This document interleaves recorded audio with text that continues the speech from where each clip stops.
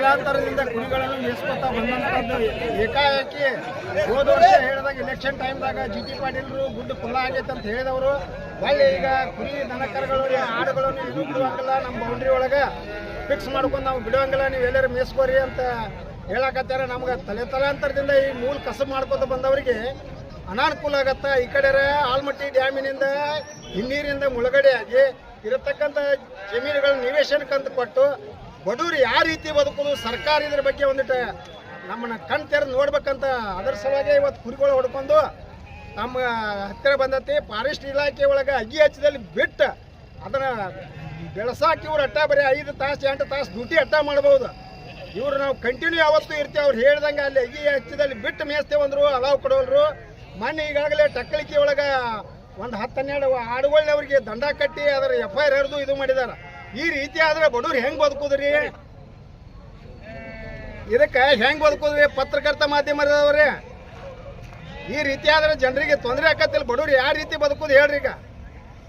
ಈ ಕಡೆ ಭೂಮಿ ನಿವೇಶನ ಈ ಕಡೆ ಇರತಕ್ಕಂಥ ಜಾಗಗಳನ್ನು ಹಾಕೊಂಡು ಕೊಟ್ರ, ಅಲ್ಲಿ ಮುಳುಗಡೆ ಮಾಡಿಟ್ರ ಬಡವ್ರು ಬದುಕೋದು ಇವನ್ನ ಬದುಕು ಮಾಡ್ಕೊಂಡು ತಿಂತಾರ ಅಂದ್ರೆ ದನಕರ ಎಲ್ಲಿ ಒಳಗೆ ಹೋಗ್ಬಾರ್ದಂತಾರ ಅವ್ರು. ಇದ್ರೊಳಗೆ ಏನಾಯ್ತು ಎಲ್ಲ ವಿಚಾರ ಮಾಡ್ಬೇಕು. ಅದಕ್ಕಾಗಿ ಇವತ್ತೇನಾಗೈತೆ ಅಂದ್ರೆ ನಮ್ಮ ಜನಪ್ರತಿನಿಧಿಗಳು ಎಂಥವ್ರು ಅದಾರ ಅಂದ್ರೆ ಅವರು ನಮ್ಮ ಲೇಬರ್ಗಳು ಜನಪ್ರತಿನಿಧಿಗಳು. ನಿಮ್ಗೆ ಹೇಳ್ಬೇಕಂದ್ರೆ ಅವ್ರು ರಾಜ ಮಹಾರಾಜರಲ್ಲ. ಅವ್ರು ನೀವು ಇಲೆಕ್ಷನ್ ಬಂದ ಕೂಡಲೇ ಅವ್ರು ಬಂದ ಕೂಡಲೇ ಹರ ತುರಾಯಿ ಹಾಕಿ ಅವ್ರಿಗೆ ದೊಡ್ಡ ಗೌರವ ಕೊಡ್ತಿರಲ್ಲ, ಅವರಲ್ಲ ನೀವು ಮಾಲಕರು. ಅವ್ರು ನಿಮ್ಮ ಲೇಬರ್ಗಳು, ನಿಮ್ಗೆ ಎಲ್ಲರಿಗೆ ಕೆಲಸ ಮಾಡಕ್ ಆಗೋದಿಲ್ಲ ಅಂತೇಳಿ ಎಲ್ಲರ ಪರವಾಗಿ ಕಳಿಸಿರ್ತಕ್ಕಂಥವ್ರು ಯಾರಂದ್ರೆ MLA MP ಗಳು ಮರಿಬಾರ್ದು. ನೀವೆಲ್ಲ ಏನಾಗ್ಬಿಟ್ರೆ ಅವ್ರು ಬಂದ ಕೂಡಲೇ ಅವ್ರಿಗೆ ಹರಾಕ್ ತುರಾಯಿ ಮಾಡಿ ಅವ್ರನ್ನ ಹೆಗಲ ಮ್ಯಾಗ ಮರೆಸ್ತಾರಲ್ಲ. ಇದನ್ನ ಪ್ರವೃತ್ತಿ ಎಲ್ಲಿ ಮಠ ಹೋಗೋದಿಲ್ಲ ಅಲ್ಲಿ ಮಠ ನಾವು ಇಂಥ ಶೋಷಣೆಗಳು ಪಡಬೇಕಾಗೈತೆ ಅಂತಕ್ಕಂಥ ವಿಚಾರವನ್ನು ತಮಗೆ ಪ್ರಸ್ತುತಪಡಿಸ್ತೀನಿ.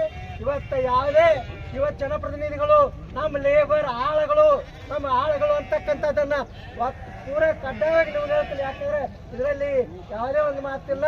ಯಾಕಂದ್ರೆ ನಮ್ಮನ್ನವರು ಏನು ಮಾಡ್ಬೇಕಂದ್ರೆ ನಾವು ಹೇಳಿದ ಕೆಲಸ ನಮ್ಮೆಲ್ಲರಿಗೂ ಹೋಗಿ ದುಡ್ಡನ್ನ ನಿಂತ ಆಫೀಸ್ಗೆ ಹೋಗಿ ಮಾಡೋಕ್ಕಾಗೋದಿಲ್ಲ. ಅದಕ್ಕೆ ನಮ್ಮ ಪರವಾಗಿ ಹೋಗ್ರಿ ಅಂತೇಳಿ ಅವ್ರಿಗೆ ಲಕ್ಷಾಂತರ ರೂಪಾಯಿ ಪೇಮೆಂಟ್ ಕೊಡ್ತೀವಿ. ಅವ್ರ ಹೆಂಡ್ರು ಮಕ್ಕಳು ಅವ್ರಿಗೆ ಏನಾರು ಆತಂದ್ರೆ ಅವ್ರಿಗೆ ಲಕ್ಷಾಂತರ ರೂಪಾಯಿ ಆರೋಗ್ಯ ಇದು ಕೊಡ್ತೀವಿ, ಫೋನ್ ಬಿಲ್ ಕೊಡ್ತೀವಿ, ಮತ್ತು ಇವ್ರ ಕಾರಿಗೆ ಅಡ್ಡಾಡಕ್ಕೆ ಡೀಸೆಲ್ ಕೊಡ್ತೀವಿ, ಕಾರ್ ಕೊಡ್ತೀವಿ, ಎಲ್ಲ ಸವಲತ್ತು ಕೊಟ್ಟು ನಮಗೆ ಕೆಲಸ ಮಾಡ್ರಪ್ಪ, ನಮ್ಮನ್ನು ಸರಿಯಾಗಿ ಸಂರಕ್ಷಣೆ ಮಾಡತ್ತೇಳಿ ಇವ್ರನ್ನೆಲ್ಲ ಅಧಿಕಾರಿಗಳಾಗಿರ್ಬೋದು ಜನಪ್ರತಿನಿಧಿಗಳಿಗಾಗಿ ನೇಮಕ ಮಾಡ್ಕೊಂಡಿರ್ತೀವಿ. ಅವರು ನಮ್ಮ ಸೇವಕರು, ಅದನ್ನು ಅರ್ಥ ಮಾಡ್ಕೊಂಡ್ರಿ ನೀವು. ಇನ್ನು ಮೇಲೆ ಯಾವುದೇ MLA ಬರಲಿ MP ಬರಲಿ ಅವ್ರ ಎದೆ ಮ್ಯಾಗಿನ ಹಂಗೆ ಹಿಡಿದು ಕೇಳಿ ನಮಗಿಂತ ತ್ರಾಸ ಆಗಾಕತ್ತೈತಿ, ಅದನ್ನು ಪರಿಹಾರ ಮಾಡ್ರಿ. ಇಲ್ಲಿ ಮಟ್ಟ ನಾವು ಬರೋದು ಬೇಕಾಗಿಲ್ಲ. ಅವ್ರು ಕಳಿಸಿದ್ದೆ ಅದಕ್ಕೆ ನಾವು ಇಲ್ಲಿ ಟ್ರ್ಯಾಕ್ ನಾವು ಯಾಕೆ ಮಾಡ್ಬೇಕು? ಅವ್ರು ಬರಬೇಕು, ಬಂದು ನೇರವಾಗಿ ಇವತ್ತು ಜನಪ್ರತಿನಿಧಿಗಳು ಇಲ್ಲಿ ಬರ್ಬೇಕು. ಇವತ್ತು ಬರೀ ಅಧಿಕಾರಿಗಳು ಬಂದರೆ ಅರಣ್ಯ ಇಲಾಖೆ ಅಧಿಕಾರಿ ಬಂದರೂ ಏನು ಹೋಗೋದಿಲ್ಲ. ಯಾಕಂದ್ರೆ ಅವ್ರಿಗೆ ಜನಪ್ರತಿನಿಧಿಗಳು ಹೇಳಿರ್ತಾರೆ ನಿಮ್ಮ ಕಾನೂನು ಪ್ರಕಾರ ನೀವು ಕ್ರಮ ಕೈಗೊಳ್ಳಿ, ನಾವೇನು ಮಾತಾಡಂಗಿಲ್ಲ ಅಂತೇಳಿ. ಮತ್ತು ನಾವು ಹೋಗ್ಬೇಕು, ಒಂದು ಫೋನ್ ಹಚ್ತಾರೆ, ಸರ್ ಹಂಗಿಂಗೆ ಅಂತೇಳಿ ಅವ್ರು ನಮ್ಮನ್ನು ಸಂಭಾಯಿತ ಮಾಡಿ ಒಂದು ರೀತಿಯಿಂದ ಕಳಿಸ್ತಿರ್ತಾರೆ. ಅದಕ್ಕಾಗಿ ತಾವೆಲ್ಲ ಕುರಿಗಾಯಿಗಳಿಗೆ ಹೇಳ್ತೀನಿ, ಯಾವುದೇ ಜನಪ್ರತಿನಿಧಿಗಳಿರಲಿ ಅಧಿಕಾರಿಗಳಿರಲಿ ಗೌರವ ಕೊಡೋಣ. ಅವರು ನಮ್ಮ ಅಂತಂಬ್ರ, ಆದ್ರೆ ನಮ್ಮ ಕೆಲಸ ಮಾಡ್ರಿ ನೇರವಾಗಿ ಅವ್ರಿಗೆ ತಾಕೀತು ಮಾಡೋನು, ವಾರ್ನಿಂಗ್ ಮಾಡೋನು.